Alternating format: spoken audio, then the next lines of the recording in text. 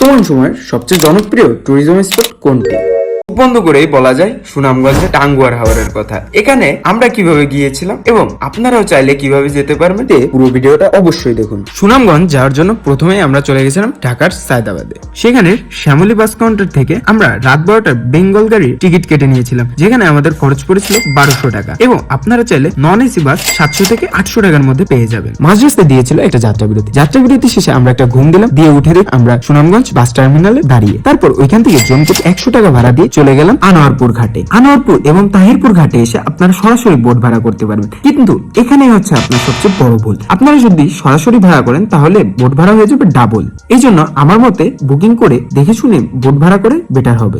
চলে গেলাম আমাদের বোটে 2 জনের কেবিনে জনপ্রতি ভাড়া পড়েছিল 4000 টাকা, যার মধ্যে ছিল 5 বেলা খাবার এবং চা নাস্তা আনলিমিটেড। ফ্রেশ হয়ে আমরা খেতে চলে গেলাম সকালের নাস্তায় ছিল খিচুড়ি, ডিম এবং চাটনি। তারপর কিছু সময় বোট অপেক্ষা করতেছিল অন্যান্য গেস্টদের জন্য। গেস্টরা চলে আসলে বোটটা ছেড়ে দেয় এবং ছাড়া মাত্র রুম থেকে এবং ছাদ থেকে অনেক সুন্দর একটা ভিউ আসতেছিল, যেটা বলার বাইরে। তারপর 1-2 ঘন্টা বোট চলা পরে আমরা চলে গেলাম ওয়াচ টাওয়ারের কাছে। এখানে গিয়ে আমরা প্রথমে একটা ডিঙি নৌকা ভাড়া করলাম, যেটা আমাদের খরচ পড়েছিল 8 জনের 300 টাকা।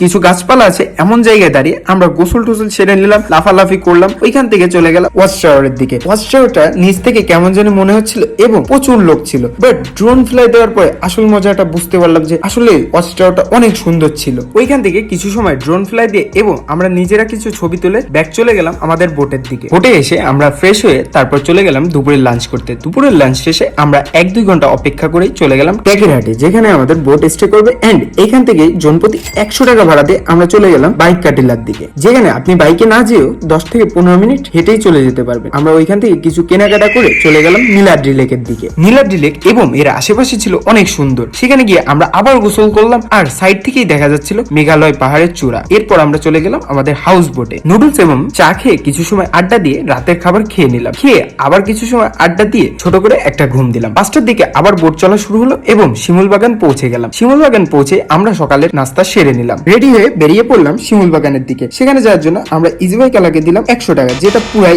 স্ক্যাম হয়ে গেছে, কারণ কি মাত্র বোট থেকে 5 মিনিটের পথ। যাই হোক, শিমুল বাগানে ঢুকে আমাদের নিল 50 টাকা করে জনপ্রতি। আশেপাশের পরিবেশটা ছিল অনেক সুন্দর। এইদিকে একটু ড্রোন ফ্লাই দিতে গেছি, ড্রোনের রিমোটের চার্জ শেষ, পুরাই ব্যাড বাস। সেখান থেকে চমৎকার সুন্দর জাদুকাটা নদী দেখতে দেখতে চলে গেলাম বারিককাটিলায় যে আমরা কিছু সময় পাহাড়ে উঠে চলে গেলাম বারিককাটিলায় পাহাড়ে। সেখান থেকে জাদুকাটা নদী এবং নদীতে থাকা নৌকা আর হাওরের বোটগুলা দেখতে অনেক সুন্দর লাগছিল। আর ওই সাইডে ছিল মেঘালয় পাহাড়। আমরা ইন্ডিয়া বাংলাদেশ ঘোরাঘুরি করতেছিলাম ওইখানে। ইন্ডিয়া থেকে ঘুরে এসে আমরা বোটে আবার ব্যাক চলে গেলাম। বোট চলে গেল ওই পারে আমরা সবাই নেমে গেলাম গোসল করতে। পানিটা ছিল প্রচুর ঠান্ডা এবং ওই সাইডের পানিটা আরো বেশি স্বচ্ছ ছিল, কিন্তু ওই সাইডে ব্যাড লাগলে নামায় না। বোটে ওঠা মাত্র বোটটা ছেড়ে দেয় এবং তারপর আমরা খেয়ে নিলাম আমাদের হাউস বোটের শেষ খাবারটা। এরপর বোট চলে যাচ্ছে ঘাটের দিকে। এখানে এসে এক্সপিরিয়েন্সটা অনেক সুন্দর এন্ড অনেক মানুষের সাথে পরিচয় হয়েছে, এটাই বড় বিষয়। চেক আউট করে আমরা একটা সিএনজি ভাড়া করে সেই একই ভাড়া দিয়ে চলে গেলাম সুনামগঞ্জ বাস কাউন্টারে। সেখান থেকে আপনি চাইলে সিলেটেও যেতে পারেন এবং রাত্রে ঢাকায়ও ব্যাক চলে যেতে পারেন। তো দেখা হচ্ছে